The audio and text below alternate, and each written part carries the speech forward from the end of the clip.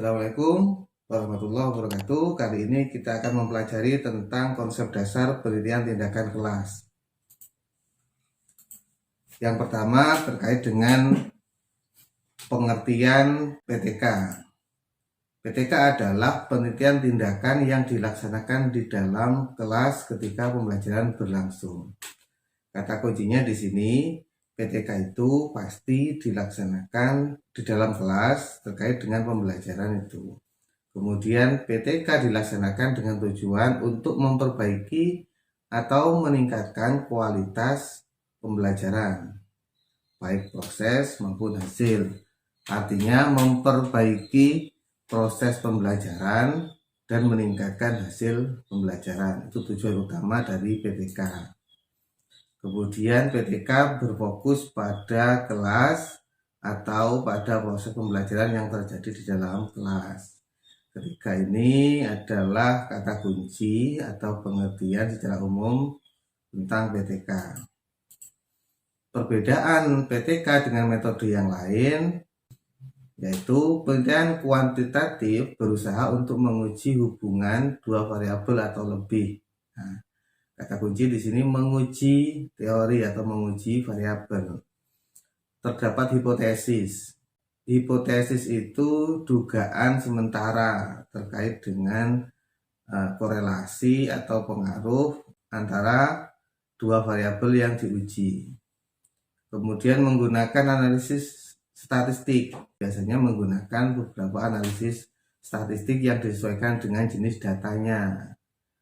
Misalnya ada jenis analisis product moment, ada Q kuadrat, ada regresi, dan lain-lain. Itu banyak sekali yang disesuaikan dengan data yang digunakan.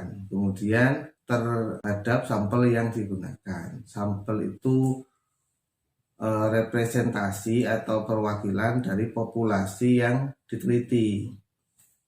Kemudian penelitian kualitatif adalah berusaha untuk menemukan, kata kuncinya menemukan sebuah fenomena dan untuk membangun sebuah teori. Kalau kuantitatif tadi menguji sebuah teori, kalau kualitatif membangun sebuah teori dari temuan fenomena yang diteliti. Instrumen utamanya kalau kualitatif adalah peneliti itu sendiri menggunakan analisis deskriptif, bukan analisis statistik. Nah, kemudian penelitian tindakan atau PTK ini berusaha mengadakan suatu tindakan untuk memecahkan masalah pembelajaran di kelas. Bedanya di sini tujuan utamanya yaitu memecahkan masalah pembelajaran. Jadi permasalahan itu ada dulu di dalam kelas. Kita sebagai guru memberikan tindakan untuk memecahkan masalah tersebut, yaitu kalau PTK. Memuat beberapa siklus tindakan. Siklus itu tindakan-tindakan yang diberikan dalam beberapa tahapan, ya. Siklus ini bisa 2, 3 atau seterusnya. Siklus ini berhenti ketika ketuntasan minimal sudah tercapai, sehingga indikator diberhentikan penelitian ketika ketuntasan minimal tercapai. Ini untuk lebih detailnya nanti pada pertemuan berikutnya akan dipelajari tentang siklus. Untuk lebih detailnya terkait dengan perbedaan antara penelitian kuantitatif dan kualitatif, bisa kalian simak pada bagian lain yang sudah saya sediakan juga dengan judul cara menentukan penelitian tindakan kuantitatif dan kualitatif. Kemudian secara umum saya gambarkan seperti ini untuk memudahkan kita mempelajari perbedaan penelitian tindakan kelas dengan yang lain. Penelitinya kalau PTK guru itu sendiri, bukan orang lain atau bukan orang di luar kelas itu. Kemudian kalau penelitian yang lain dilakukan oleh orang dari luar. Kalau PTK memang kurang formal. Ukuran sampel tidak dihiraukan karena satu kelas. Kalau penelitian yang lain ada ukuran sampel.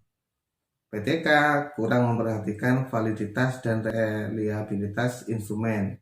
Ini sebenarnya ada tapi tidak sedetail atau sekaku penelitian yang lain, penelitian kuantitatif yang lain. PTK tidak menggunakan analisis statistik yang rumit.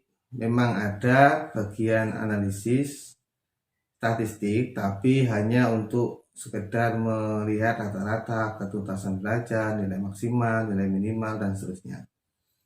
Beda dengan penelitian kuantitatif pada umumnya, yaitu menggunakan analisis statistik yang agak rumit. Di situ banyak sekali.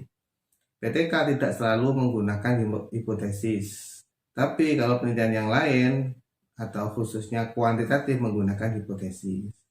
Tujuannya yaitu PTK itu memperbaiki praktek pembelajaran dan hasil pembelajaran. Kalau penelitian yang lain mengembangkan teori, kalau kuantitatif yaitu menguji teori. Kemudian tujuan PTK yaitu memperbaiki praktek pembelajaran. Ini yang paling utama tujuan PTK. Kemudian pengembangan profesional guru terhadap praktek pembelajaran yang dilaksanakan. Ini pada bagian sebelumnya atau pertemuan sebelumnya sudah saya sampaikan bahwa PTK ini sangat penting bagi guru, bahkan diwajibkan untuk mengurusi kenaikan jabatan fungsional atau pangkat, yaitu salah satu bagian dari pengembangan profesi guru. Kemudian untuk memecahkan permasalahan nyata yang terjadi di dalam kelas sekaligus mencari jawaban ilmiah mengapa hal itu dapat dipecahkan. Jadi permasalahan di dalam kelas yang memang real terjadi, bukan normatif, bukan hanya sekedar anggapan atau dugaan, memang benar-benar terjadi, baru guru memberikan tindakan. Kemudian tujuan yang selanjutnya meningkatkan kualitas proses dan hasil pembelajaran. Ini proses dan hasil pembelajaran ini sebagai inti dari PTK. Nanti di bab 4 laporan PTK itu mencantumkan perbaikan atau progres hasil dari sebelum, kemudian siklus 1 bagaimana, siklus 2 bagaimana, dan seterusnya. Perkembangannya disampaikan pada laporan penelitian. Kemudian prinsip-prinsip PTK yang pertama, tidak boleh mengganggu atau menghambat kegiatan pembelajaran. Ini memang dianjurkan, ya, proses PTK itu include dalam suatu pembelajaran itu sendiri. Tidak seperti penelitian yang lain yang harus meminta waktu disendirikan atau melibatkan banyak orang. Ini tidak cukup guru itu menyiapkan instrumen, menerapkan ketika pembelajaran itu berlangsung. Jadi seakan-akan memang siswa itu tidak sadar bahwa mereka sedang diteliti, begitu. Kemudian tidak mengganggu tugas guru sebagai pengajar. Kenapa tidak mengganggu tugas guru? Karena PTK ini include jadi satu dengan tugas guru itu sendiri, yaitu mengajar sesuai dengan jadwal pelajaran.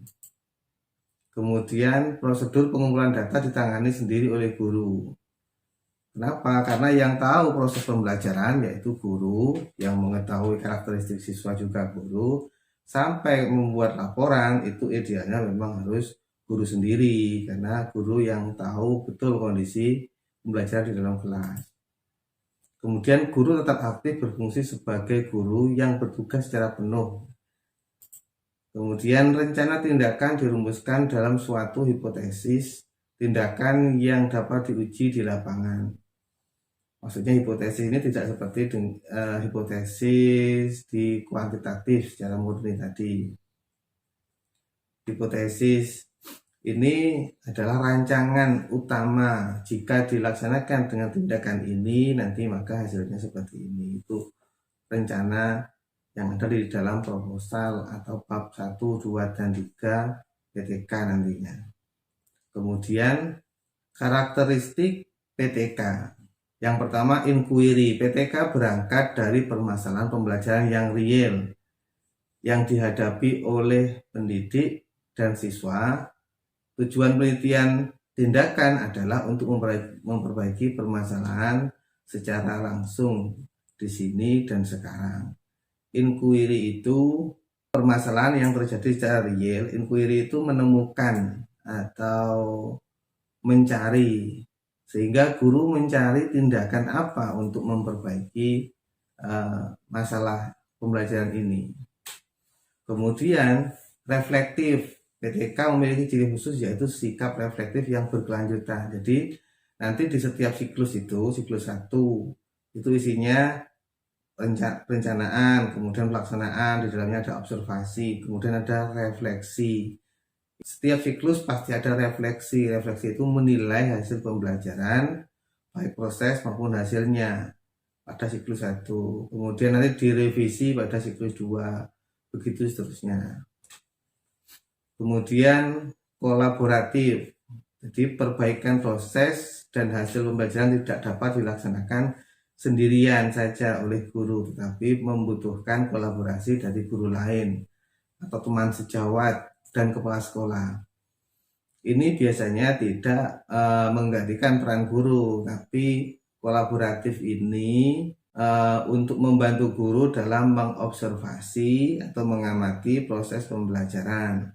Karena yang tahu pembelajaran kita itu baik atau tidak, penerapan tindakan kita itu baik atau tidak, itu ya orang lain yang menilainya, yang mengobservasi itu. Oleh karena itu, untuk memberikan refleksi di akhir nanti, itu didasarkan pada catatan observasi yang diberikan oleh guru lain atau kepala sekolah yang terlibat di dalam penelitian tindakan kelas itu. Kemudian terakhir ada sebuah renungan yang bisa kalian buat pelajaran pada pertemuan kali ini, yaitu tak selamanya guru mengajari anak, ada kalanya guru belajar dari anak, yaitu kesabaran. Cukup sekian dulu dari saya. Mohon maaf apabila ada sajian yang kurang berkenan. Terima kasih, semoga bermanfaat. Assalamualaikum warahmatullahi wabarakatuh.